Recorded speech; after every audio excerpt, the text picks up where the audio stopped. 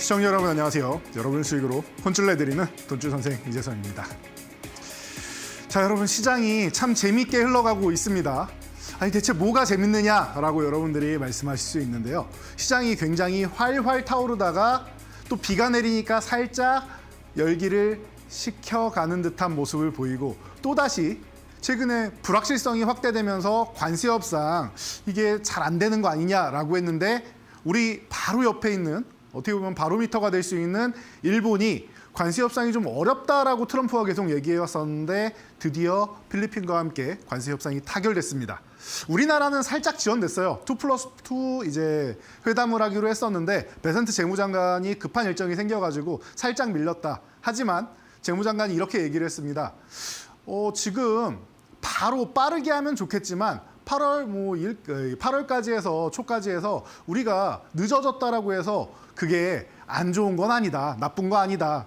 관세 협상만 잘 타결되면 된다 정도로 얘기를 하고 있죠. 그래서 우리가 지금 불안감을 좀 해소하고 또 어떻게 보면은 일본이 타결을 하다 보니까 우리나라도 이제 문제는 또 이제 방위비나 이런 부분이 있긴 하지만 또 잘 진행되지 않겠느냐라는 기대감이 살살 올라오고 있습니다. 그러다 보니까 여러분들이 지금 또 이 뜨거운 여름, 다시 한번 더워진 날씨와 함께 지수가 또 사상 최고치를 향해서 올라가기 시작하고 있습니다. 날씨와 연동되고 있는 듯한 모습이라서 제가 좀 재밌다라고 표현을 해봤는데 여러분들은 어떠신지요? 제가 볼 때는 지금 시장은 너무나도 기대감이 크고 지금까지 올라온 거는 여러분들이 대형주 중심으로 올라왔다라고 하면은 이 흐름을 못 잡으신 분들 같은 경우는 재미가 좀 별로 없었을 수도 있습니다. 이 시간에 집중하셨다라고 하면 모두 다 누리셨을 수익인데 그러지 않은 분들 분명히 계실 거예요. 그래서 왜 나만 소외돼 있는 것 같은가? 내 종목만 왜 안 오르는 것 같은가? 하시는 분들은 오늘 이 시간 집중해 주신다라고 하면은 하반기부터 내년까지 제가 말씀드렸던 텐베고 지금부터 가능합니다. 7월부터 해도 충분히 가능성이 있다라고 말씀드렸으니까 여러분들이 잘 따라와 주시면 좋을 것 같습니다. 자, 먼저 고점과 추진력 이렇게 제가 말씀을 드렸습니다. 우리가 지금부터 텐베고 계좌를 만들기 위해서는 지금이 고점이냐 최근에 비가 내리면서 그리고 또 외국인들이 잠깐 선물 매도 한 5천 계약 정도 하니까 하락의 시작이니 지금까지 많이 올랐으니까 끝났느니 이런 얘기 많이 하시는 분들 있죠. 그래서 제가 계속 말씀드립니다. 여러분들 기다리는 조정은 생각보다 잘 오지 않습니다. 그리고 조정을 받을 때 두 가지가 있는데 가격 조정이 있고 기간 조정이 있다라고 했습니다. 가격 조정이 뭐예요? 첫 번째, 가격 조정 같은 경우는 여러분들이 모두가 알고 계시는 가격이 하락하는 조정이 되겠죠. 그리고 가격 조정 없이 기간 조정만 갖는 경우가 있습니다. 그래서 두 번째, 기간 조정을 받는다라고 하면은 이건 그냥 횡보하는 거예요. 박스권을 그릴 수도 있겠죠, 이렇게. 그냥 누워 있을 수도 있을 거고 요 과정이 나올 가능성이 높다라는 거예요. 그래서 제가 상승 N자형을 가지고 여러분들께 이 과정을 말씀을 드렸는데 상승하다가 저항에 부딪혀가지고 어떻게 됩니까? 살짝 휴식이 나와요. 가격 조정이죠. 그리고 요 구간에서 이렇게 기간 조정이 나온단 말이에요. 그리고 나서 돌파해서 가면은 뭐라고 해요? 우리가 상승 N자형이라고 한다. 근데 정말 강한 종목은 이렇게 가격 조정이 나오지 않고 상승한 다음에 저항에 부딪혔을 때 어떻게 해요? 저항을 넘던지 아니면 아래던지 상관없습니다. 여기서 횡보를 하다 그냥 넘어가는 구간이 분명히 나온다라고 했습니다. 지금 시장 같은 경우가 이렇게 가격 조정을 받지 않고 횡보를 하다가 넘어가는 이런 우리가 기다리는 조정이 오지 않는다라고 말씀드리는 그 구간에 놓여 있지 않나 싶어요. 얼마나 좋습니까, 여러분? 얼마나 행복합니까? 뭔가 악재가 떠오를 만하고 불확실성이 떠오를 만하면은 추진력을 만들어가지고 우상향하는 모습을 만드는 게 바로 지금 시장의 특징이다라는 거예요. 이게 무슨 시장이라고 해요? 지금 시장 같은 걸 뭔 시장이라고 해요? 바로 상승장이라고 합니다. 여러분들이 반년 전까지만 해도 작년 연말까지만 해도 생각지도 못했던 그 상승장이 지금 펼쳐지고 있으니까 아직도 적응을 못 하시는 분들이 나오는 게 당연해요. 우리는 학습 효과라고 해서 인간은 계속 작년에 하반기에 안 좋고 또 투매 나오고 투매 나온 다음에 올라가겠지 했는데 반등 안 나오고 12월 말까지 또 찌글찌글하게 쉬어가는 이런 불확실성이 증대되는 시장이 나오다 보니까 여러분들 올해 아직까지도 적응을 못 하시는 분들이 분명히 계실 겁니다. 이제는 아니다라고 인정을 하셔야 돼요. 이 시장에 대해서 인정을 하고 여러분들이 진행하기 시작한다라고 하면은 지금부터도 충분히 텐베어 가능하다라는 거. 제가 지금까지 여러분들 계좌 1, 20%가 아니죠. 100%, 200%, 300% 넘는 수익률 나오는 종목들 한두 종목도 아니고 운 좋게 오른 게 아니죠. 수십 종목이 나왔습니다. 그리고 무려 765% 나온 SMG 엔터 같은 종목까지 나왔죠. 지금부터도 그렇게 올라가는 종목이 수두룩하게 나올 거예요. 걱정할 필요 없고 여러분들 실망할 필요 없다. 지금부터가 오히려 앞으로 시장을 기대해야 되는 구간이다라고 다시 한번 정리해드리도록 하겠습니다. 자, 그래서 우리가 글로벌 시장을 간단하게 짚어보겠습니다. 짧게 볼게요. 우리 큰 흐름은 다 봤으니까. 자, 다우지수 순조로운 관세 협상에 힘입어서 지금 우상향하면서 사상 최고치 계속 돌파해 나가는 모습 아주 좋은 모습이다. 깔끔하게 정리해드릴 수 있을 것 같아요. 자, 나스닥 엔비디아 4조 달러. 상징적인 이 말이면 끝난 것 같아요. 기술주의 시대다라고 얘기할 수 있을 것 같습니다. 사상 최고치 돌파하는 거 당연한 이치가 아닌가 싶습니다. 자, 유럽으로 넘어와서 유럽의 대표 국가인 닥스 지수. 관세에 굉장히 민감하게 구는데 지금 중국과 함께 미국을 견제할 수 있는 게 이유 아니겠습니까? 민감한 게 당연하다. 그래서 전쟁 종료를 기다리고 있었는데 전쟁이 아직까지 안 끝나고 있다. 이게 굉장히 중요하다고 보시면 돼요. 유럽은 관세도 중요하지만 사실 관세보다 어떻게 보면 더 중요할 수 있는 게 바로 전쟁 부분이다라는 거 여러분들 계속 생각하시면 됩니다. 트럼프가 24시간 안에 끝낸다라고 했는데 그 젤렌스키마저도 초청을 해가지고 서로 얼굴 붉히면서 싸우면서 굴복을 못 시켰던 사례를 여러분 생각하시면 될 것 같아요. 트럼프가 모든 걸 해결할 수 있지는 않다라는 거 확인되는 입장입니다.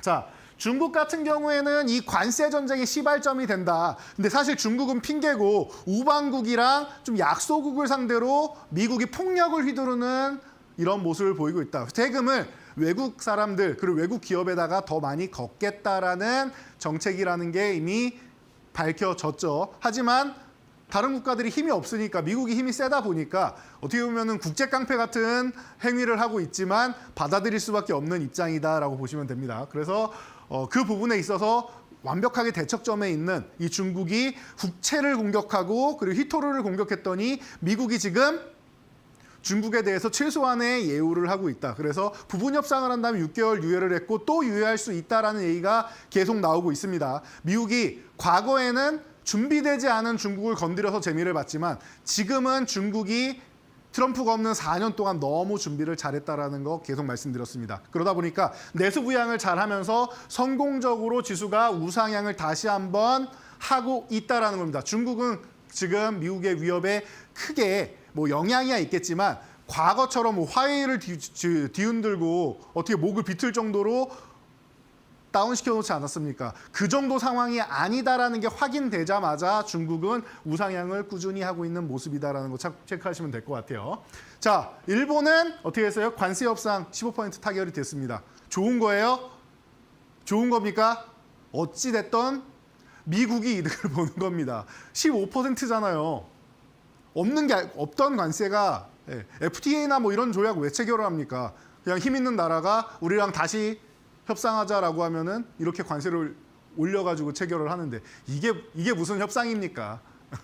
하지만 우리가 안보나 이런 부분에 대해서 약점이 잡혀 있기 때문에 어쩔 수 없는 현상이다 정도로 보시면은 우리나라도 뭐 일본 정도 그리고 자동차 같은 경우 12.5% 정도였죠. 그러니까 그런 정도를 여러분들이 생각하면서 보면은 괜찮을 것 같습니다. 일본도 지금 다시 한번 고점을 돌파해서 사상 최고치 달성해 나가는 모습, 멋진 모습 계속 보이고 있습니다. 자, 그래서 중요한 거 우리나라 어때요? 3급 개정 좋습니다. 국내에 대한 거 관세 우리도 이제 임박했죠.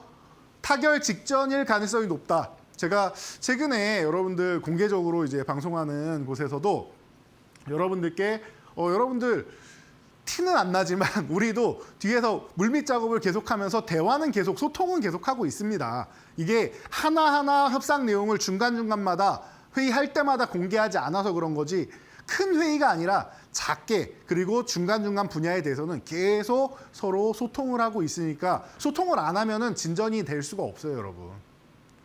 갑자기 몇 달 만에 딱 나타나고 한 2달 만에 나와가지고 짠 하고 서류 내밀면은 그게 타결이 되겠습니까? 소통을 계속하니까 중간에 조율이 돼서 타결이 되는 겁니다. 다른 나라들 다 그런 거예요. 예, 뉴스에 계속 나오지 않는다라고 해서 아닌 게 아니라 중간 과정을 비밀리에 붙인 상태에서 타결 결과를 발표하는 거다 정도로 생각하시면 돼요. 그래서 우리도 관세 협정이 뭐 임박한 것 같습니다. 그래서 제가 정책주라고 할 때 여러분들이 국내만 자꾸 신경 쓰는데 국내뿐만 아니라 글로벌 정책이나 글로벌 트렌드를 같이 봐야지 여러분들이 정말로 텐베어 계좌를 만들 수 있다고 했습니다. 그래서 글로벌 증시를 보면서 이렇게 3급 개정, 관세 임박, 그리고 일본을 보면은 12.5% 자동차 관세가 나왔구나 정도로 우리가 생각하죠. 그러면은 현대기아차도 준비를 하면 되는 겁니다. 물론 자동차 관세 때리기 전에 현대차에서 대규모 투자를 한다고 했더니 현대차 관세 안 내도 된다라고 했던 트럼프의 발언이 생각나네요. 정말 진실이라고는 하나도 없는 사람인 것 같습니다. 하지만 말씀드렸듯이 받아들여야겠죠. 우리가 약하니까. 자, 코스닥.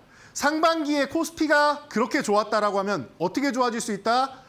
1, 2월은 코스닥이 1월 효과를 받을 것이고 3, 4월은 조정을 받아야 된다. 그리고 저점을 찍으면 정말 그때가 바닥이 돼서 그때부터 상승장이 시작된다. 1, 2월은 기술적 반등 구간이고 3, 4월부터가 진짜 상승 구간인데 이때는 코스피가 움직여야 된다고 했습니다. 그래서 코스피가 멋지게 움직였죠. 2652 구간 아래는 지하실이고 이 위가 지상입니다라고 했는데 1층, 2층 이렇게 쌓아 올리고 있다라고 말씀드렸습니다. 그에 반해 코스닥은 어때요? 780포인트 아래가 지하실이고 이 위가 지상입니다라고 했는데 아직도 1층을 벗어나지 못하고 있습니다. 그럼 제가 뭐라고 말씀드렸어요? 코스피가 먼저 가서 형님이 앞서거니 그다음에 코스닥이 올라오면 동생이 앞서거니 하면서 엎치락 뒤치락 하면서 같이 올라가는 게 가장 건강한 상승장이다 라고 말씀을 드렸습니다. 가장 건강한 상승장이에요. 그러면은 지금 어떻게 해야 돼요? 코스피가 사상 최고치 앞두고 살짝 쉬어가고 있죠. 골드만삭스에서 뭐 악성 리포트도 내면서 반도체주 부담도 주고 하고 있는데 끄떡도 없죠. 그런 상황에서 잘 버텨주고 있단 말이에요. 조방원도 다시 한번 힘내고 있고. 그리고 자동차가 이제 일본 협상한 거 보더니 아 크게 무리 없이 우리도 진행되겠구나라고 되니까 자동차 관련주들 쓱 올라오죠. 이런 모습 보이죠. 바닥권에서 바이오주 쉬고 있던 종목들 삼성바이오 쪽이나 셀트리온이나 아니면 유한양행 같은 종목까지도 올라오죠. 기존의 ADC나 플랫폼 쪽만 아니라 이런 전통의 종목들, 시가총액 있는 종목들 올라오잖아요. 느껴지시죠? 거기다 마지막 퍼즐 2차 전지까지만 올라오면 거래대금이 임박한다. 거래대금이 뭐예요? 거래대금이 터져야 되는데 지금 한 6조 정도 전후에서 움직인다. 6조 정도 전후에서 움직인다. 빠르면은 여러분들 이 거래대금이 늘어나는 게 빠르면은 8월 하순이고요. 늦으면 9월이에요. 늦으면 9월에서 10월인데 아마 9월 정도에는 나오지 않을까 싶어요. 늦으면 10월 정도입니다. 빠르면 8월 하순 늦으면. 왜? 아니 더 일찍 되면 안 되냐. 지금 7월인데 여러분 7월부터 8월까지 지금부터 8월까지는 휴가 기간 아닙니까? 7, 8월은. 휴가 기간이잖아요. 이 기간엔 거래대금이 크게 늘어나기는 사실 쉽지는 않아요. 물론 말씀드렸던 조건들이 좀 만족이 되면 됩니다. 어떤 조건이 만족해요? 2차 전지가 폭발하면 거래대금이 폭발할 수 있습니다. 그래서 지금 바닥권에서 2차 전지들 이렇게 내려와 있다가 한번 빼꼼했죠. 여기가 아니라 연속적으로 이렇게 나와야지 그때부터 거래대금이 좀 붙기 시작해요. 왜? 물려있는 분들이 너무 많으니까 이분들이 자금을 소통하려면은 꽤나 많이 올라야 됩니다. 이렇게 해서 1차 반등 나온 다음에 휴식 취하고 그 다음에 천천히 추세를 만들어서 상승 N자형이 돼서 곧 넘어가기 시작해야지 그나마 본전 오신 분들이 자금을 순환하게 될 거예요. 코스피 같은 경우는 삼성전자가 좀 올라오고 카카오가 좀 올라오니까 여기서 자금 순환한 자금이 계속 나오잖아요. 그래서 거래대금이 코스닥은 6조 원에 불과한데 코스피는 2배가 넘는 14조 원대가 나오고 있죠. 그런 것처럼 코스닥이 한 10조 원 정도, 9조에서 10조 원 정도까지만 올라가도 코스닥이 굉장히 활발해지면서 여기서 멋지게 날아가는 모습 보일 수 있다. 여러분들이 기다리는 정말로 중소형주 장도 열린다라는 거예요. 아직까지는 제가 이사에 비유해드렸는데 대형주가 먼저 움직이게 돼 있어요. 우리 이사를 가면 어떻게 해요? 큰 가구를 먼저 배치를 합니다. 침대나 장이나 뭐 냉장고나 뭐 책상 뭐 이런 거부터 먼저 정리를 하게 되겠죠. 뭐 소파 이런 거 먼저 하고 그리고 나서 나머지 뭐 화분이 됐던 뭐 자잘한 걸 놓는 거 아니에요. 안 그렇습니까? 어항이 됐던 화분이 됐건 이런 건 나중에 놓지 누가 뭐 큰 집 놓기 전에 놓습니까? 자금도 마찬가지입니다. 코스피의 대형주들 먼저 이렇게 굵직하게 자금 집행을 한 다음에 코스닥은 잘잘하게 그 다음에 수익률 게임하는 모습을 보인다라는 거예요. 이 정도까지 여러분들이 이해를 하셨다라고 하면은 상반기에 코스피장이 왔고 이게 끝이 아니라 더 가기 위해서 잠깐 쉬는 구간인데 가격 조정이 나와도 이상할 게 없지만 가격 조정이 안 나오고 있는 거는 횡보하면서 기간 조정이 나오고 있는 거다 정도를 보시고 그럼 이 이후에 어떤 시장이 열린다? 코스피가 먼저 한 번 더 갈 수도 있지만 코스닥이 하반기에는 무조건 움직일 텐데 연말까지 해서 움직일 겁니다. 그 포인트만 잡으시면 돼요. 자, 그 포인트에서 움직이기 시작하면 폭발적으로 움직이기 때문에 핵심 종목들을 여러분들이 포트폴리오를 구성해 놓으시면 되고 그 종목들이 어떻게 돼요? 하반기부터 해서 내년까지 최소 2~3배는 기본이고요. 10배어 갈 수 있는 저력을 가진 종목이 바닥권에 있다. 그런 종목들이 최소한 2~3배는 기본이고 많게는 5~6배까지도 움직인다. 그리고 정말 10배어 가는 종목이 나온다라고 하면은 그 종목은 끌고 가면 되는 거고요. 주도주들은 꺾일 때까지 들고 간다. 고점은 제가 항상 여러분들 공개 방송과 우리 밴드 교육방에서 알려드리고 있죠. 그러니까 밴드만 찾아오시면 여러분들이 고점에서 어떻게 매도하는지 제가 알려드리는 글만 보셔도 알 수 있다. 숫자로 제가 명확하게 알려드리죠. 뭐 추세 이탈하면 이렇게 막 추상적으로 말씀드리지 않습니다. 추세가 어떻게 이탈하면은 이탈하는 건지 가격으로 설명드립니다. 10만 원 이탈이다, 뭐 12,000원 이탈이다 이렇게 종목별로 정확하게 딱 집어서 올려드리니까 여러분들이 오셔야겠죠. 자, 밴드 아직 안 오신 분들 분명히 계시더라고요. 대부분 와 계시는데 너무 많은 분들이 와주셔서 감사드리고요. 혹시나 아직 안 오신 분들이 있다면 지금 하단에 있는 QR 전체 화면으로 해서 참여 방법 알려드릴 테니까요. QR 코드를 누르시거나 아니면은 이제 문자 보내시는 방법도 있으니까 참여 방법 확인하시고 여러분들 오늘 어떤 섹터에 집중하고 어떤 종목들로 포트폴리오 꾸려야 되는지 집중적으로 확인해 보도록 하겠습니다.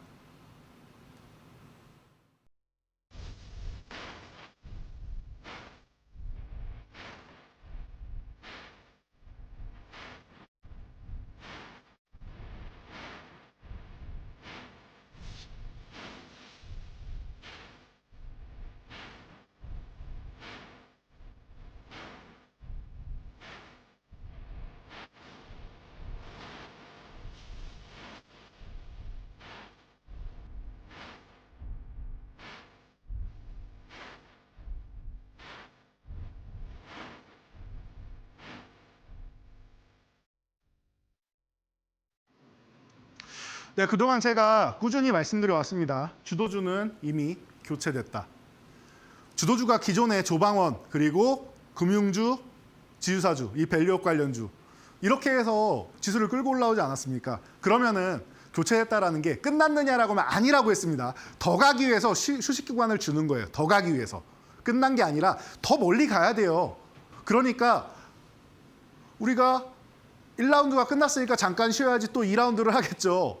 네, 그런 개념이라고 생각하시면 됩니다. 1라운드가 끝난 거예요. 그리고 나서 잠깐 휴식 구간에 교체된 주식들, 바닥권에 있던 차기 주도주들이 움직인다라는 겁니다. 기존 주도들이 끝난 게 아니에요. 후발주들이 움직인다라는 겁니다. 그래서 기존 주도주들이 잠깐 가격 조정이든 기간 조정이든 받는 사이에도 지수가 유지될 수 있는 거는 바닥권에 있는 섹터들이 올라오기 시작하니까 지수를 받쳐줘서 지수가 이렇게 횡보하면서 유지가 되는 거다. 그렇지 않으면 주도주가 쉬어가는 구간에 지수도 팍 꺾어야 되는 거예요. 한번 강력하게. 근데 그러지 않은 모습이라는 거 여러분들 눈으로 이미 다 확인하셨습니다. 우리나라뿐만 아니라 사실 우리나라 증시만 좋다가 아니라 너무 눌려 있어서 상대적으로 올해 좀 빠르게 올라온 거지 뭐 다들 사상 최고치 올라가고 있잖아요. 제 갈 길 가고 있는 겁니다. 그러니까 여러분들 이렇게 해서 생각하시면 될 것 같고 소문에 사서 뉴스에 판다. 항상 우리가 강조하고 있고 이렇게만 하면 된다는 거 누구나 알고 있어요. 여러분들도 모르시는 분 없습니다. 우리나라 사람들이 얼마나 똑똑한데 이걸 모릅니까? 아주 기본이 되는 주식의 격언이라고 할 수 있단 말이죠. 그런데 실천하는 사람은 사실 쉽지는 않아요. 왜냐? 이게 왜 그런지가 중요한데 하루 종일 뉴스만 나오죠. 뉴스에서 지금 올라가는 종목만 맨날 얘기해요. 우리 이데일리티뿐만 아니라 모든 언론에서 하루 종일 오늘 움직이는 종목만, 오늘 강세인 섹터만 얘기한단 말이에요. 뉴스만 계속 나오니까 소문을 어디서 들을지 모르는 거예요, 여러분들이. 우리는 소문을 듣고 싶은데 소문을 어디서 들을지 모르겠다. 그래서 여러분들이 소문을 들을 수 있는 곳을 제가 알려드리죠. 어디예요? 바로 목요일 이 신대가 시간이죠. 그리고 제 교육방 밴드와 그리고 제 교육방송에서 들을 수 있습니다. 제가 온라인 교육 방송, 공개 방송 해드리는 거는 밴드에 다 공지가 올라옵니다. 그러니까 여러분들이 오시면 돼요. 그리고 실시간으로도 다 링크 올려드리니까 여러분들이 그냥 클릭만 하시면 다 함께 하실 수 있습니다. 자, 우리 신대가 시간에서 지난주에 여러분들께 포트폴리오 구성해드렸던 종목 뭐예요? 유리기판 볼 때가 됐다. 그리고 그 대장인 SKC가 안 움직였다라고 지난주에 이렇게 말씀드렸죠. 간단하게 설명드렸습니다. 여러분들 길게 설명하는 거 필요 없잖아요. 어떤 종목을 사라는 겁니까? 이게 제일 중요한 거잖아요. 그래서 교육 잘 들었는데 뭘 사라는 겁니까? 네, SKC 사시면 됩니다. 라고 설명드렸습니다. 기억나시죠? 지난주에 10만 원 아래 너무 좋은 가격권이다라고 말씀드렸어요. 제가 볼 때는 전쟁에 피 한 방울 안 묻히고 승리하는 이 무혈입성이라고 제가 표현을 할 정도로 아주 좋은 가격권입니다라고 말씀을 드렸죠. 그렇죠? 그리고 중요한 거 뭐예요? 바닥권에서 거래대금을 실어서 장대 항봉이 이렇게 한번 나왔단 말이에요. 그리고 나서 눌림목까지 완벽하게 받았기 때문에 여러분들이 아예 10만 원 아래에서 밀릴 때마다 매수해서 기간 투자를 해서 기다리는 게 아니면은 그 다음에 가장 싸게 살 수 있는 거는 상승 후에 눌림목 구간이다. 우리가 보통 삼각 기법이라고 많이 하고 표현하는 사람들 많은데 제일 쉬운 단어죠. 삼각 기법이라고 많이 표현을 하는데 이 구간에서 매수하는 게 가장 편안한 구간이란 말이에요. 가장 저렴한 구간이라는 거죠. 제일 싼 구간은 이 아래지만 여기가 왜 저렴하냐? 이미 출발할 때 우리나라 사람들은 성격이 급하잖아요. 내가 사면 빨리 움직이길 바래요. 그런 구간이 된다라고 하면은 눌림목 구간에서 사는 거다. 첫 양봉이 나오고 사는 게 안전하고 빠르다라는 거죠. 그래서 성향에 맞게 사시면 됩니다. 나는 세상에서 제일 싸게 사는 게 좋아. 아래에서 밀릴 때마다 모아가는 전략. 나는 속도가 좀 빠른 게 좋아. 그러면은 첫 양봉 나오고 눌림목 구간. 깔끔하게 정리됐죠? 자, 그래서 쓱 봤더니 SKC가 그동안 올해에 어떤 수급을 보였느냐라고 봤더니 올해 외국인들이 쓱 봤더니 82만 주나 매도를 했습니다. 올해 1월 1일부터 해서 82만 주를 매도를 했어요. 그러면은 수급적으로 안 좋은 거 아니에요? 라고 생각하실 수 있겠죠. 여러분, 삼성전자는 1억 주 넘게 매도했잖아요. 그동안. 그러면은 이만큼 고간을 비워놨으면 채우는 시기가 있단 말이에요. 채워지는 시기를 여러분들이 포착을 해서 공략을 하면 된다라는 거예요. 자, 그 시기가 언제냐? 바로 지난주라는 거예요. 여러분, 자, 이렇게 7월 11일부터 여러분 보자고요. 7월 11일부터 보면은 외국인들이 천천히 급하게는 아니지만 조금씩 이제 매도를 하지 않고 살살 모아가는 모습이 보여요. 바닥권에서 조금씩 매수해서 모아가는 모습이 보여요. 매도하지 않는단 말이에요. 매도하지 않는단 말이에요. 그러니까 우리가 7월 17일 날 이날 흐름이 좀 바뀌었습니다라고 말씀드렸고 조정 구간에서 이제는 다시 한번 움직일 타이밍이 왔다라고 유리기판 좀 봐야 됩니다. 계속 반도체 말씀드리면서 차세대 반도체로 유리기판 그리고 CXL, 소캠 다 말씀을 드려왔는데 유리기판이 이제 움직일 때 됐다라는 거예요. 지난주에 말씀드렸잖아요. 그래서 근거를 가지고 왔더니 어떻게 했어요? 오늘 외국인들이 23만 4천 주를 매수를 했다라는 겁니다. 장 마감 때까지. 이해가 되시죠? 그러니까 원래는 지금 총 80만 주 넘게 매도되어 있잖아요. 100만 주 넘게 외국인들이 매도를 한 거예요. 한 100만 주 넘게 매도를 했던 거예요. 지금 이렇게 30만 주 정도 매수를 했으니까 110만 주 정도 매도를 했겠네요, 외국인들이. 110만 주를 매도를 한 상태에서 지금 한 30만 주 정도를 다시 한번 비워놨던 고간을 채우고 있다라는 겁니다. 그래서 어떻게 됐습니까? 저렇게 매수가 들어왔으면 당연히 오늘 같은 경우에는 장대 항봉이 나오겠죠. 요건 아닌 것 같아요. 숫자가 좀 틀렸네요. 제가 아까도 확인해 보니까 숫자를 좀 잘못 적어놓은 것 같아요. 자, 지금 20% 조금 안 되는 수익률인데 충분히 좋은 구간이죠. 10%는 넘어가는 수익률이에요. 얼마나 좋습니까? 그런데 끝이 아니라 이게 시작이다라는 게 제일 중요한 것 같습니다. 지금부터 시작이니까 여러분들 보유하고 계신 분들 제가 항상 말씀드리는 거 있죠. 여러분들은 50%, 100% 갈 종목들을 맨날 7%, 10%에서 매도를 하기 때문에 큰 수익을 못 얻고 손실이 날 때 큰 손실이 나니까 개인 투자분들이 대부분 손실이다라고 얘기하는 거예요. 여러분 이 종목은 조금 크게 가져가셔도 됩니다. 이제 시작인 종목이니까 보유하면서 수익률을 끌어올릴 생각을 하시면 됩니다. 어디서 매도해야 되느냐라는 거는 제가 상황 보고 수급 동향이랑 체크하면서 여러분들 앞으로도 계속 꾸준히 추종해서 알려드릴 테니까요. 여러분들 이 신대가 시간 집중해 주시고 교육방 오시고 제가 교육해드리는 교육방송 오시면은 편안하게 여러분들이 가져가실 수 있다라는 겁니다. 매도가 제일 어려웠어요? 아니요. 매도는 저와 함께하면 가장 쉬운 타이밍에 여러분들이 가장 합리적인 타이밍에 받아들일 수 있다라는 거 다시 한번 명심하시고요. 자, 그래서 반도체 쪽 얘기하니까 요것도 서운하게 넘어갈 수는 없겠죠. SK하이닉스가 조금 서운한 모습을 보인다라고 생각하시는 분들 계실 거예요. 그런데 다시 한번 생각해 볼게요. 우리가 작년 12월에 여러분들 SK하이닉스 바닥입니다. 자, 제일 싼 구간은 밑에서 사는 거라고 했죠. 제일 싼 구간에서 말씀드렸어요. 그리고 나서 이미 74% 넘게 올라와 있단 말이에요. 거의 80% 육박하는 수익률을 남겨놓고 있단 말이에요. 그리고 나서 어때요? 골드만삭스에서 악성 리포트를 내니까 8%가 밀렸습니다. 그리고 나서 제가 뭐라고 말씀드렸습니까? 정말로 이게 안 좋은 거면은 8%에서 추세적으로 하락이 나오게 됩니다. 그런데 제가 볼 때 SK하이닉스를 제외한 나머지 장비주들이나 이런 부분을 봤는데 크게 변동이 없었다. 물론 하이닉스가 먼저 쉬었으니까 중간에 고점 형성을 하고 나서 살짝 따라와서 쉴 수는 있겠죠. 하지만 그런 흐름이 아니다. 꺾인 흐름이 아니라 더 가기 위해서 쉬는 흐름이다. 전고점이기도 하고 사상 최고가이기도 하다. 그래서 지금 한 번, 두 번 이렇게 건드리다가 쉬는 구간에 쉬는 조정의 핑계 정도가 된다라고 말씀을 드렸어요. 결과 봤더니 지금 2분기 사상 최대 실적 나오면서 어마어마한 모습 보이고 있죠. 이러다가 분기 실적 10조 원 넘어가게 생겼어요. 3분기, 4분기에는. 어마어마한 실적을 지금 보이고 있단 말이에요. 이런 하이닉스예요. 골드만삭스가 뭐라고 합니까?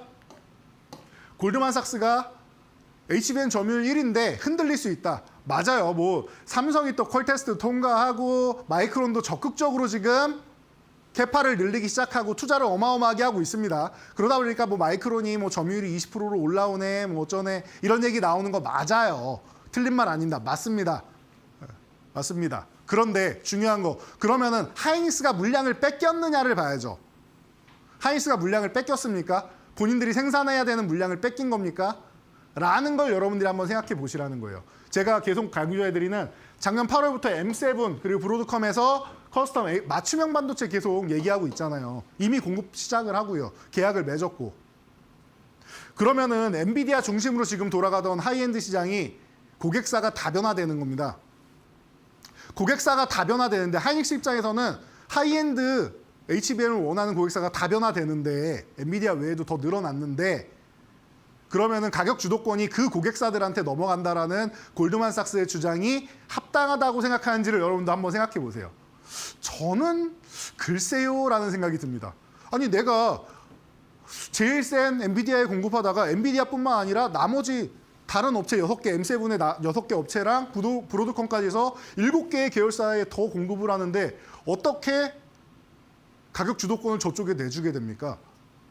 저는 그게 조금 의아해요. 이 구조에 대해서 저에게 골드만삭스는 이해를 시켜야 되지 않을까 싶습니다. 납득을 시켜야 되지 않을까 싶습니다. 그 이유는 아닌 것 같아요. 제가 볼 때 그거는 오히려 가격 경쟁을 불러일으켜서 하이닉스의 물량을 가져가고 싶어서 가격 경쟁으로 가격을 점프하게 만드는 거지 오히려 그게 나쁘다고 생각하지는 않습니다. 그러니까 마이크론도 하이닉스가 모든 업체에 다 공급할 수 없으니까 본인들도 캐파 확장을 하는 거예요.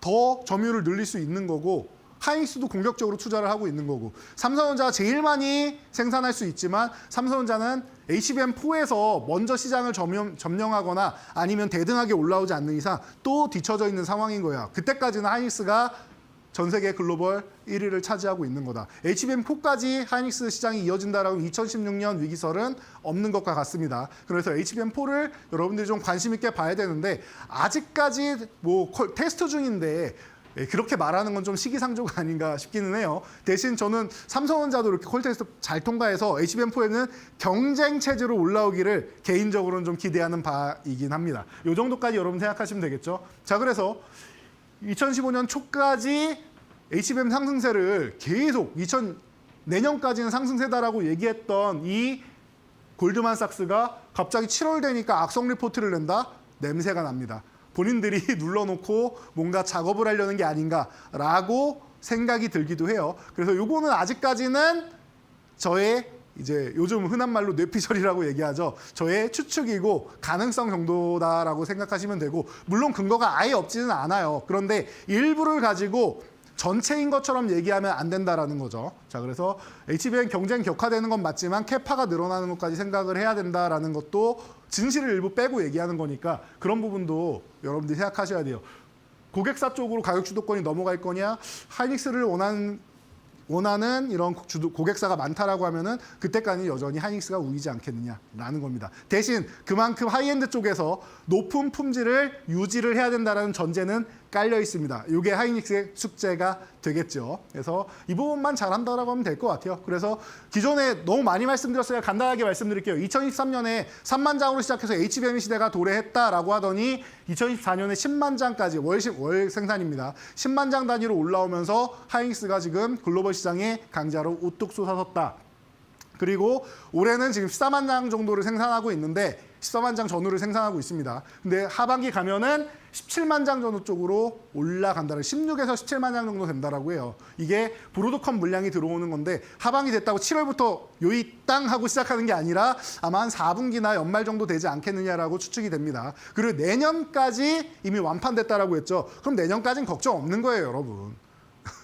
내년까지는 걱정이 없는 거예요. 그러면은 내년에 한번 보면 되겠죠. 하이닉스가 주도권을 뺏기는지 그때까지도 하이엔드 시장에서 강자로 우뚝 서서 가는지는 확인하면 됩니다. 그러면 지금 우려할 필요는 없다라는 거죠. 시기상조다라는 거 다시 한번 말씀드리고 내년까지 완판됐다라는 거. 자, 그래서 말씀드렸던 애플, 구글, 엔비디아, 테슬라, 마이크로소프트, 아마존, 메타 그리고 브로드컴까지 M7에다 이 8개 기업이 너무나도 SK하이닉스의 HBM을 원하고 있다는 거 다시 한번 체크를 하시고요. 자, 엔비디아 시가총액 4조 달러 이렇게 넘어가고 TSMC 실적 좋고 한데 이런 부분에 대해서 여러분 걱정할 필요 없다. 그리고 가격만 보면은 제가 지난주에도 말씀드렸죠. 1세대부터 해가지고 1세대에서 최고 가격 뭐 200달러였다라고 하면 그 다음에는 200달러부터 시작해서 300달러, 그 다음에는 300달러부터 시작해서 500달러, 그 다음엔 600달러부터 해서 800달러, 지금은 800달러에서 1200달러 플러스 알파, 그 다음은 1200달러에서 1800달러 사이로 예상을 하고 있는데 여기서도 플러스 알파가 붙을 가능성이 있다. 왜? 아직도 공급이 부족하니까요, HBM은. 가격 경쟁에서 고객사에 내줬다? 글쎄요.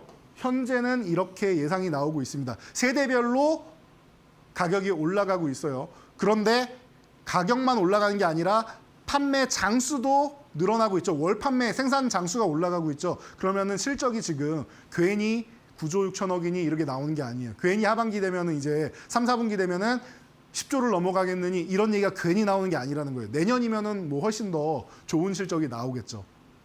안정적인 실적이 나온다라는 거예요. 주가는 실적 기반에서 간다라는 겁니다. 그렇게 생각하시면 되고 AMD 연합군 삼성전자가 바닥권에서 이렇게 쭉 치고 올라와서 이제 뭐 7만 전자까지는 어렵지 않다라고 했는데 그 부분 걱정하실 필요 없습니다. 이게 바로 주도주 섹터의 순환매다라고 보시면 돼요. 하이닉스가 먼저 대장이니까 움직이고 과거에는 삼성전자 가야지 하이닉스가 움직였는데 이제는 HBM 시대가 열리면서 하이닉스가 먼저 올라오고 삼성전자가 따라온다라는 거 생각하시면 됩니다. 자, 그리고 이스페타 지수는 여러분 가장 편안하게 볼 수 있는 종목이다라고 누누이 말씀드렸죠. MLB 기판 같은 경우는 원하는 쪽이 워낙 많아요. 그리고 엔비디아랑 워낙 뭐 돈독한 관계이기 때문에 지금 55% 올라와 있는데 여기서 잠깐 숨고르기 한다고 해도 더 움직이게 돼 있다라는 거 체크하시면 될 것 같고요. 자, 제주 반도체도 마찬가지다. 저전력 반도체의 중요성 계속 말씀드렸죠. 바닥권에서 우리가 잘 포착했어요. 작년 12월에도 포착해서 100% 넘게 수익이 130% 수익이 나왔고 이데일리 TV를 통해서 여러분들한테 실시간으로 알려드렸죠. 그리고 지금 다시 한번 재매수 구간 알려드렸는데 또 움직이기 시작합니다. 그리고 나서 이 구간에서 윗꼬리 달고 눌림목이 나오면은 15,000원 구간까지는 내려올 수 있으니까 이 구간 오면은 또 매수해도 됩니다. 이때 바닥에서 다 못 채운 물량 있으면은 매수해도 됩니다. 말씀드렸죠. 위에 상승이 정체돼서 여러분들이 만약에 17,500원 이에 이탈할 때 일부라도 정리했다 혹은 정리했다라면 15,000원 초반 구간 보자. 15,500원부터 15,000원 전후 구간 보자라고 말씀드렸는데 이 구간에서 매수 타이밍을 2번이나 주었다. 그럼 여기서 여러분들이 포착을 해가지고 지금 쓱 끌어올려지는 이 시장 흐름 보이시죠? 21선 타고 우상향하는 이 흐름 보이시죠? 이 시장에 편승하면은 편안하다라는 겁니다. 반도체주만큼 편안한 섹터가 또 없어요, 지금. 차기 주도주 중에서. 그래서 이 정도까지 체크를 하시면 되고, 자, TLB 같은 경우까지 보시면 될 것 같아요. 오늘까지도 멋진 모습을 보이고 있는데, 제가 속행 관련해서는 심텍과 TLB, 심텍이 좀 더 전통적인 종목이고, 그리고 TLB 같은 경우가 좀 더 탄력 있는 종목이다 말씀을 드렸죠. 바닥에서부터 좀 탄력 있게 여러분들이 보고 싶다라고 하면은 TLB 한 차례 상승 흐름이 나왔고 휴식 구간을 취하고 있는데, 이 구간은 이탈하지 않는 게 계속 보인다라는 거 여러분들 눈으로도 보이잖아요. 그래서 이 구간 17,500원 구간만 오면 여러분들이 매수할 수 있는 구간입니다 라고 누누이 말씀을 드렸는데, 그리고 나서 어떻게 됐습니까? 벌써 60.95%가 올라와 있어요. 오늘도 상승세를 보이면서 수익률을 갱신해 나가고 있는 종목입니다. 얼마나 좋습니까? 여러분들이 이런 종목들을 보셔야 된다는 겁니다. SKC 지난주에 말씀드린 거 보셨죠? 자, 그러면 오늘도 이런 종목들이 나와야 될 테니까 여러분들이 체크를 잘하면서 보면 된다는 겁니다. 자, 그래서 반도체 쪽은 걱정할 필요가 없다라고 말씀드렸어요. 자, 그러면 여러분들 반도체주만 매수할 수는 없잖아요. 내 포트폴리오에 전기전자만 놓을 수는 없잖아요. 그래서 뭐 자동차도 같이 붙으면 좋은데 이 관세 협상이 될 때까지 좀 기다려야 됩니다라고 말씀드렸는데 일본이 타결되니까 먼저 움직이기 시작했어요. 눌림목 기다려서 여러분 사시면 됩니다. 그리고 그 외에 정책주들 우리가 또 봐야겠죠. 정책주들 여러분들이 좋아하시는 종목들이 있는데 항상 말씀드리는 게 인맥 관련주 안 된다라고 해서 그건 정책주가 아니에요. 여러분들 정말로 사회적 현상이고 사회적 트렌드, 글로벌 트렌드가 맞는 게 자연스럽게 투자 대상이 되고 정책주가 된다라고 말씀드렸습니다. 어떤 섹터가 있는지 여러분들 우리 교육방 참여 방법 마지막으로 한번 확인하시고, 이제 참여할 수 있는 시간이 얼마 남지 않았습니다. 마지막으로 참여 방법 확인하시고, 그리고 나서 여러분들 우리 정책주 여러분들이 제일 좋아하시는 섹터까지 확인해 보도록 하겠습니다.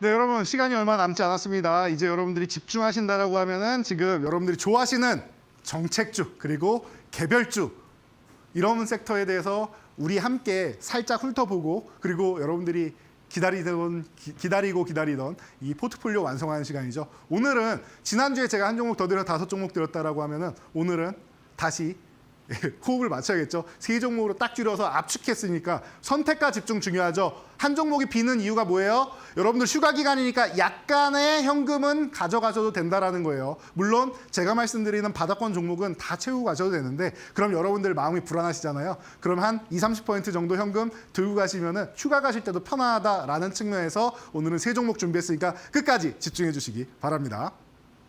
자, 코스닥 바닥권에서 출발했다라고 말씀드렸습니다. 780포인트 회복되고 나서 이제 1층 아직 돌파를 못했다라고 했죠. 아직도 1층 구간이에요. 갈 길이 멀어요, 코스닥은. 코스피는 2650 넘어가지고 지금 2200 올라와서 사상치고치를 보는데 2200이래. 3200 넘어와서 죄송합니다. 3200 넘어와서 사상치고치를 보고 있는데 코스닥은 이제 아직도 780 넘어와서 이제 800 구간에서 있는 거예요. 830 얼른 넘어가야 될 거 아닙니까? 근데 아직도 여기 있다? 그러면은 실망할 게 아니라 그러면 코스닥은 앞으로 올라갈 구간이 이만큼이나 더 남았구나. 코스닥은 굉장히 하반기에 좋겠구나라고 여러분들이 생각을 하셔야 되는 겁니다. 발상을 정확하게 하셔야 돼요.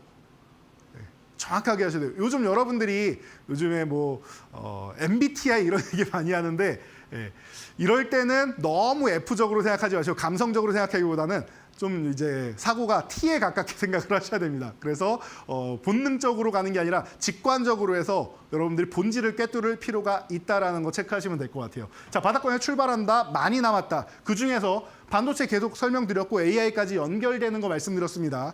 2차 전지주 살아나겠느냐라고 했는데 이제 바닥권에서 한번 첫 양봉 나오면서 이제 눌림목 구간 만든다. 그럼 눌림목에서 여러분 보시면 되겠죠.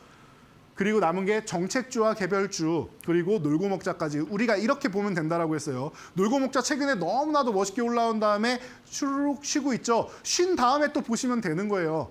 고가 갱신한 다음에는 휴식 구간이 나온다. 하이닉스가 지금 30만 원 건드리고 쉬는 것처럼 말이죠. 이해되시죠? 자, 그래서 지금 정책주 얘기 나오고 2대2 미팅 얘기 나오니까 뭐라고 합니까? 2대2 협상 얘기 나오니까 그러면은 우리가 얻어올 수 있는 게 있을 거 아니에요. 관세를 양보를 하면은 방위비나 이런 거 양보해야 될 거 아니에요. 분명히 걸고 넘어질 거 아닙니까? 방위비가 이번에 포함이 안 되면 어떻게 되는 줄 아세요?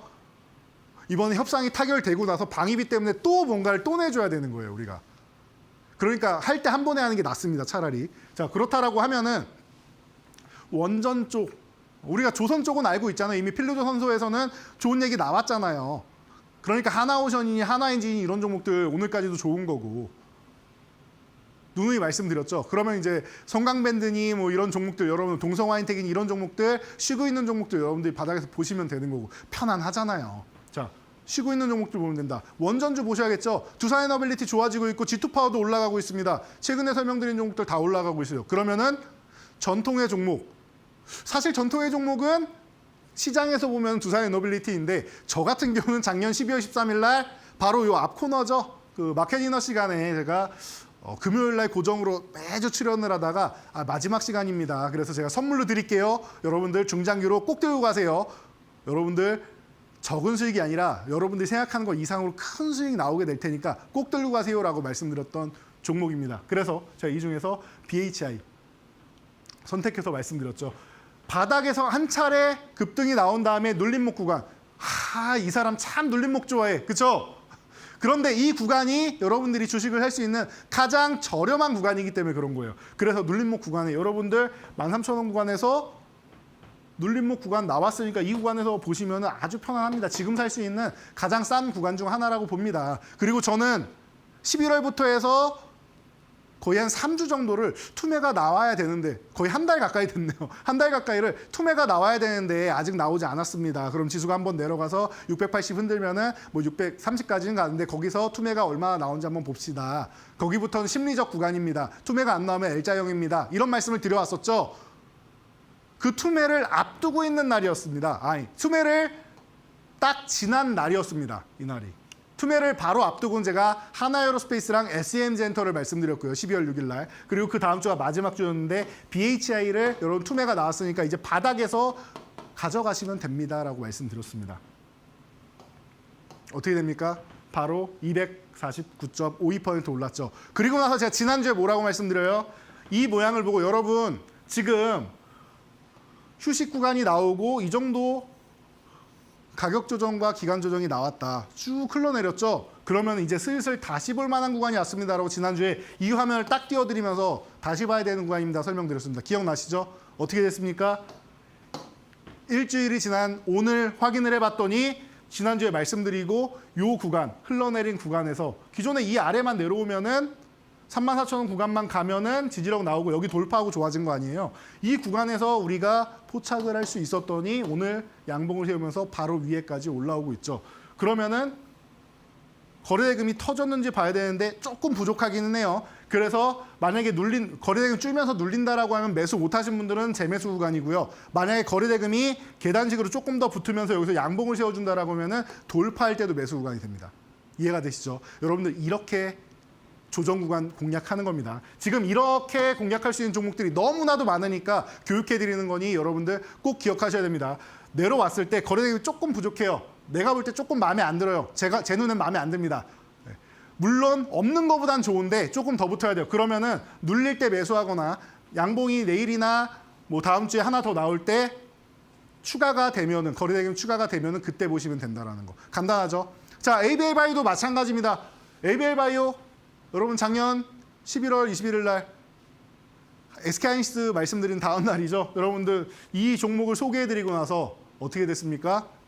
너무나도 멋있게 200% 넘게 움직인 다음에 휴식 구간 나왔죠. 제가 휴식 구간 이후에 다시 움직이니까 걱정하실 필요 없다라고 말씀을 드렸고 고점에서 여기 8만 원 이 구간에서 매도하시면 되는데 매도 안 하셨어도 혹은 매도하신 분들 저점 구간에서 이 6만에서 7만 원 사이 이 구간이 지난번에도 박스권 그렸던 구간이잖아요.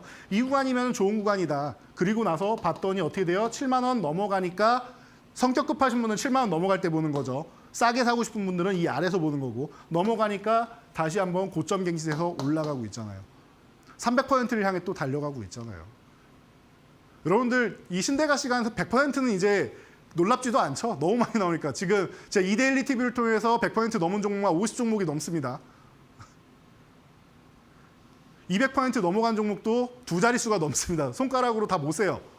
조금 있으면 발가락으로도 못 셀 것 같아요. 200% 넘어간 종목도. 그리고 300% 넘어가는 종목이 이제 손가락이 채워지기 시작하고 있습니다. 잘 생각하셔야 됩니다, 여러분. 바닥권부터 이렇게 봐야지만 가능하다. 그래서 리가캔바이오도 우리 바닥권에서 보자라고 해서 지금 55.42%까지 이제 계속 고점을 갱신해 나가고 있죠. 지난주 교육해드린 이후에도 추가적인 상승이 나왔죠. 인벤티지랩 어때요? 이 종목 300% 넘게 올랐습니다. 그리고 나서 다시 재매수 구간입니다라고 말씀을 드렸어요. 최근에 다시 움직이려는 모습 보이니까 잘 관찰하시고요. 펩트론 어떻게 돼요? 말로 없는 시간 여러분 호타준족 중장기로 보세요라고 1월 초에 설명드렸는데 비만 치료제 계속 말씀드렸죠. 인벤티지랩이랑 같이 설명드린 종목입니다. 그리고 어떻게 됐습니까? 벌써 232%. 놀라운 수익률을 계속 갱신해 나가면서 붙여나가고 코스닥 3위까지 올라왔습니다. SMG엔턴 말할 것도 없습니다. 이미 756% 올라와 있죠. 쉬게 놔두면 된다라고 말씀드렸습니다. 이런 종목들을 봐야 되는데 거래 대금이 필수다라고 했습니다. 그러면은 이런 종목들이 계속 나올 거예요. 마지막 퍼즐 2차 전지도 드디어 반등 시작했으니까 걱정할 게 없는 구간이다라고 말씀드리면서 여러분들 포트폴리오 완성해 보도록 하겠습니다. 한 종목당 한 3, 40초 정도만 말씀드릴 테니까 깔끔하게 설명드리니까 잘 들으세요. 여러분들 집중하시면 됩니다. 자, 피롭틱스입니다. 처음 설명드린 종목이 아니에요. 지난번에도 3만 원 초반 구간에서 말씀드렸고 한 차례 상승한 다음에 휴식 구간이 나온 종목이다. 유리판 SKC 움직였죠. 그러면 순환매가 쓱 돌면서 피롭틱스, PIE 그리고 뭐 JNTC, HB 테크놀로지 그리고 램 테크놀로지 이런 종목으로 들어간다. 뭐 캠트로닉스도 그렇고. 그래서 한 차례 상승한 다음에 이미 30% 넘게 올라갔고 휴식 구간이 왔습니다. 지금 구간부터 여러분들 보시면 되는 너무나도 쉬운 구간이다라고 생각하시면 되고요. 저평가돼 있을 때 보는 게 가장 좋다라고 누누이 설명드렸고 검증해드리고 있습니다. 원전주 조금 전에 BHI 말씀드린 것처럼 여러분들이 BHI를 이거 너무 비싼 것 같은데 생각하시는 분 계실 거예요. 어떻게 해요? 그렇다라고 하면은 우진엔텍 같은 종목을 보시면 됩니다. 자, 제가 크게 설명 안 드려도 지금 정부에서 나오는 국채까지나 이런 부분을 잘 수행하고 있다 정도만 말씀드려도 되죠. 정책 수혜주가 해당이 된다라는 거예요. 자, 그래서 폭발적인 실적 성장까지 기대감이 있고 그리고 26,400원 보이시죠? 상승한 다음에 싸게 사고 싶은 분들은 이런 구간에서 보는 거다. 26,000원에서 25,000원 사이 정도는 너무 좋은 구간이다라고 설명을 드렸습니다. 그러니까 여러분들 편안하게 보시면 돼요. 기술적 반등만 나와도 이거 35,000원 아니에요. 만약에 여기 고점 돌파해서 4만 원 넘어서 간다라면 더 나이스한 거고 얼마나 좋습니까? 이렇게 안전할 때 보는 게 가장 편안하다 말씀을 드리고요. 마지막으로는 자동차 부품주. 제가 반도체에 자동차 붙이면은 가장 편안하다. 옛날부터 이건 뭐 한 25년 됐습니다. 전차군단이라고 표현을 하면서 차화정, 전차군단 이런 식으로 해서 과거에 이제 벤버냉키 유동성 장세의 주도 섹터였죠. 자, 전차군단의 자동차입니다. 현대차 메타플랜트의 1호 진출 기업이고 관세 협상이 타결되면 가장 좋은 기업이 아닌가 싶습니다. 편안하다라고 보시면 될 것 같고요. 지금 바닥권에서 아예 못 넘어가고 있는데 3,000원만 넘어가면 아주 나이스해질 수 있는 종목이다라고 생각하시면 될 것 같아요. 그래서 1차적으로 3,250원 이런 구간에서 중간정에서 걸릴 수 있는데 넘어가면은 저는 앞자리가 또 한 번 바뀔 수 있는 종목이라고 생각하니까 기대감을 매우 높일 수 있다 정도까지 알려드리겠습니다. 자세하고 디테일한 부분은 오늘 뭐 시간이 이 방송 시간은 부족하니까 제가 내일 공개 방송 열어서 여러분들한테 좀 더 자세히 설명드릴 테니까 공부하고 싶으신 분들 그리고 목표치나 이런 부분 좀 더 디테일하게 보고 싶은 분들은 내일 함께 하시면 될 것 같습니다. 감사합니다. 저는 지금까지 돈줄 선생 이재선이었습니다. 모두 10배워 계좌 달성하시기 바랍니다.